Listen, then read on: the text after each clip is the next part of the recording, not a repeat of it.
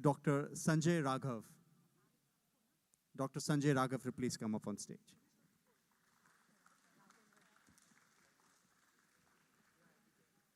Dr. Sanjay Raghav is a neurologist by profession. He's also an associate professor at RMIT and is a senior lecturer at Monash University. He has a special interest in movement disorders. His topic for today is mind and mental health.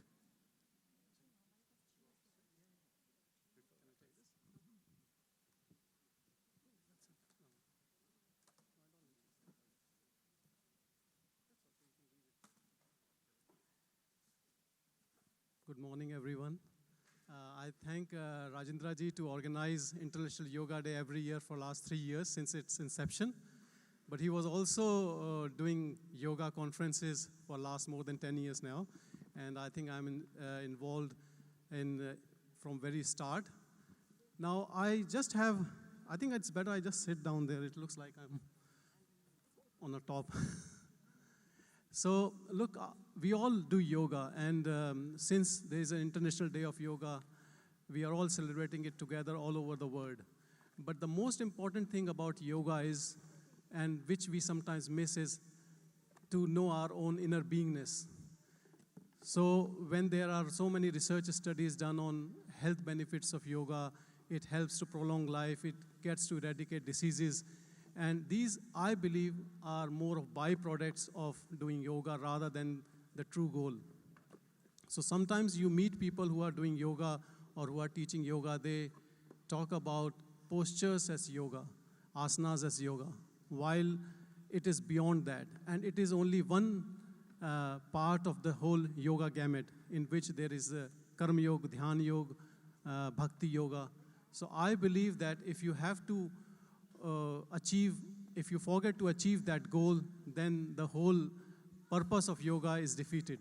So we should not stop at the level of having a good health, having a sound mind, but we should use that body and mind to reach that goal of knowing your own beingness.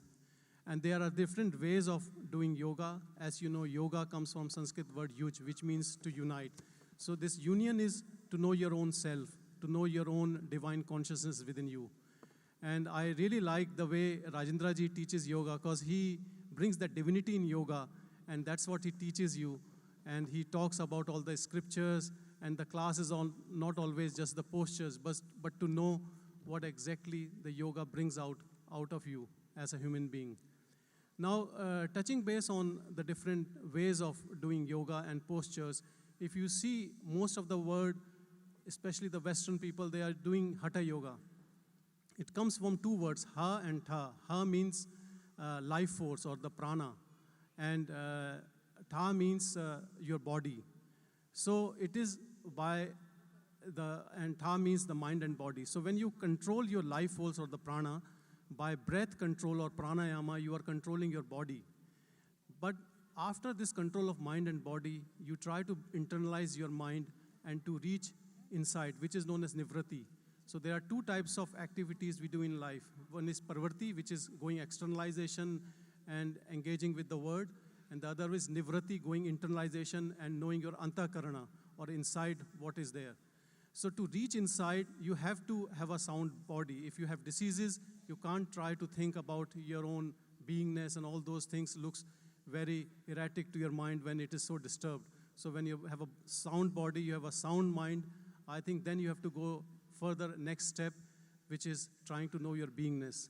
Some yoga practitioners, when you speak to them, they say they only do postures, but they don't do meditation. I think meditation is definitely the next step in yoga. You do postures, you do pranayama, you control your mind, you control your breath, and then you do meditation to reach that ultimate stage of samadhi. And in various yogic scriptures, they talk about different types of samadhis. But in a nutshell, the samadhi means union or knowing your own beingness or self-realization. You can call by different names. And while you are on path of yoga, you're going through this process of knowing your beingness, you are deep into meditation, you get those experiences.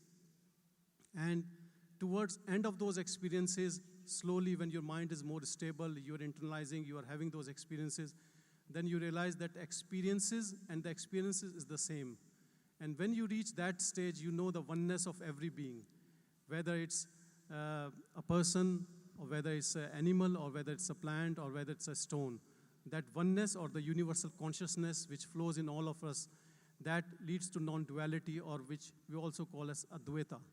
So my humble request is that we should not stop in finding the benefits of yoga in our health, keeping us younger, keeping us living longer, having a sound mind without any disturbance or klesha, but going beyond it and try to reach your own, know your true self, which we call self-realization. So as you know, I'm from the mainstream medicine, and we are finding a lot of benefits of yoga in day-to-day life, in various health disorders to prevent diseases. But I think we should always incorporate meditation as part of the yoga. They are not separate. It is the next step after the postures. Thank you.